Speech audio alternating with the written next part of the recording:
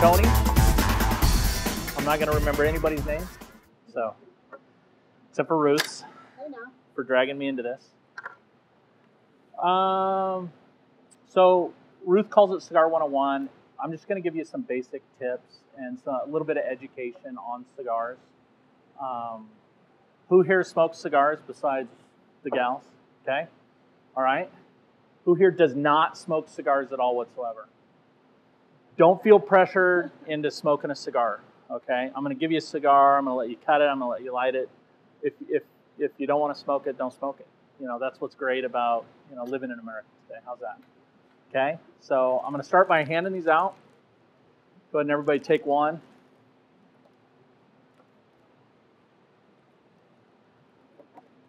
You got one? You got one? You need one. There you go. All right.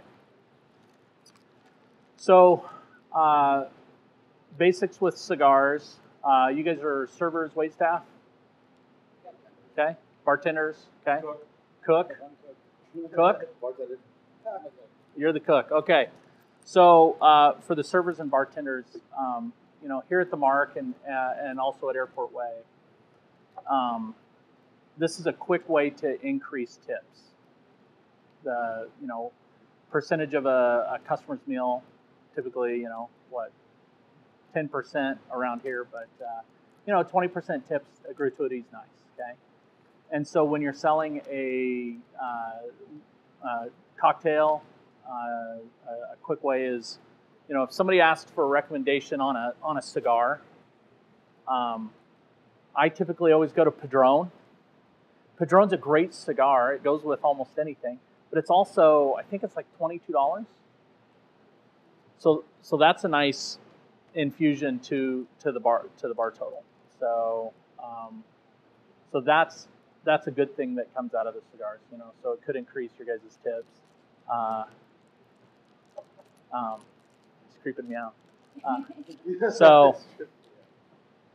So cigars, okay. Typically they're made in Nicaragua, Honduras, Dominican Republic, and of course Cuba. Cuban cigars are illegal in the United States. We've had a trade embargo since 1959. Okay, you do have tobacco that's grown in the United States. Predominantly in the South, that's all cigarette tobacco.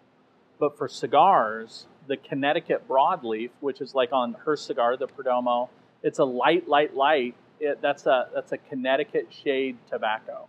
Okay, that's actually grown in Connecticut, USA. Most expensive cigar tobacco made. So, you know, we got one thing right. So, these ones that we've got today are Nicaraguan. Okay, so I'm gonna take one apart, deconstruct one for you guys. This is gonna be painful.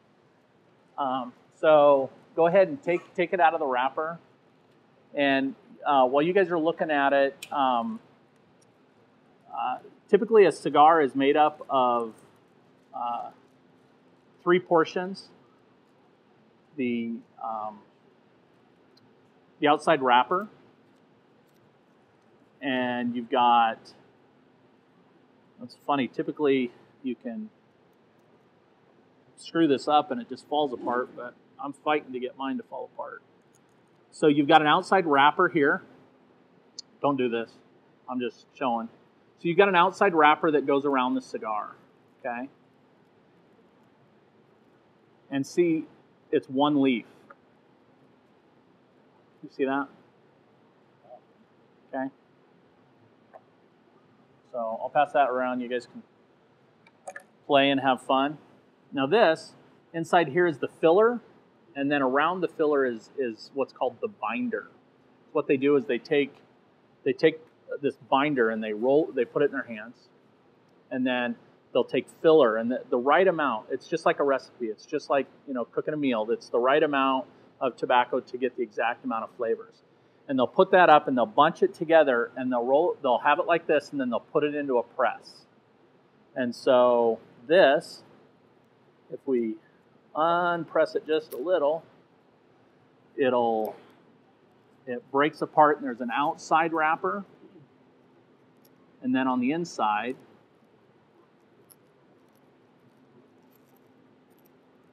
there's what's called, so what I'm pulling off apart now, this is the binder. So this holds basically all of the filler cigar together. Okay? And then on the inside, you've got,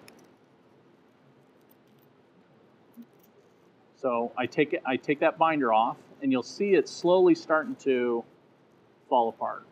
There we go. And so inside here, this is all the filler tobacco. So the darker that you see, the darker tobacco is called Ligero.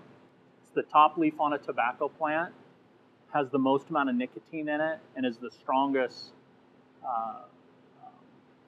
flavor. It's like if you've ever tried chew for the first time, and it's just like that rush of nicotine. That's that Ligero, and so when you're smoking that, you're getting a bulk of that. It also has Aviso and Seca. Now Seca is flammable, very flammable. It's the bottom leaf on a tobacco plant, and then in the middle is the Viso. So I'll throw that around, and you guys can take a look at that. You know, you'll also notice that in this form of tobacco, there's no added chemicals in there. They don't soak it in anything. They're not adding any of those unnatural chemicals to the cigar. Does anybody have any questions about construction or anything like that?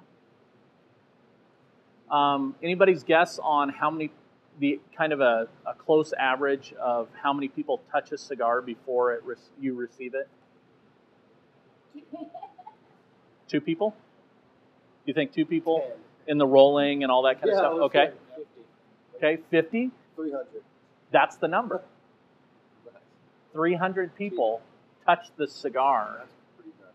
You know, before it gets to you, 300 people have gone from, you know, caring for the little seeds to, you know, to growing the plant, to taking the tobacco off, to drying it, curing it. So it's so a lot, you know, there's a lot of hands make that cigar. Hopefully they wash. They clean. You know, it's a third world country, but it's a very clean society. So high standards, quality. So so moving forward, everybody got a chance to. Sorry for whoever has to clean up. So Right. It is you. So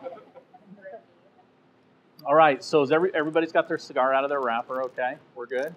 So I'm going to hand out a couple cigar cutters, and I'm going to show you a dummy way, kind of an easy way to cut. Who else needs to?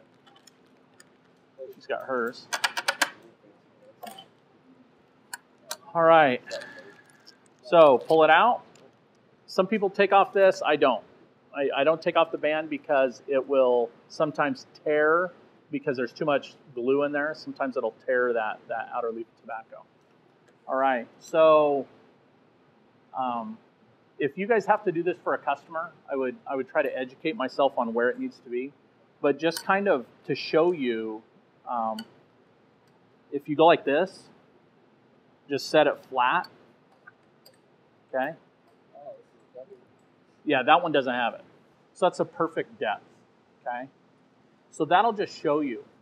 But as customers or as individuals who are trying to work with your customers and salespeople, basically, you're going to want to eventually look to remove just that top of that cap. Okay. Because when you get down too far, it'll unravel naturally like that. Because you have on the head of the cigar, this is the head, this is the foot. You have a cap on top there. Can you see that? Okay.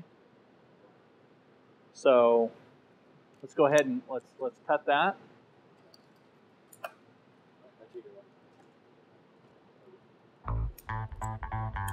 Notice how it's just almost level, and you'll get to know that as you go.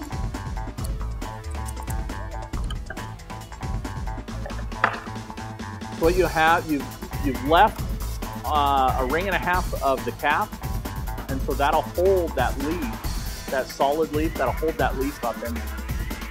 And what you'll find is when a cigar unravels, typically it's because it's either been cut improperly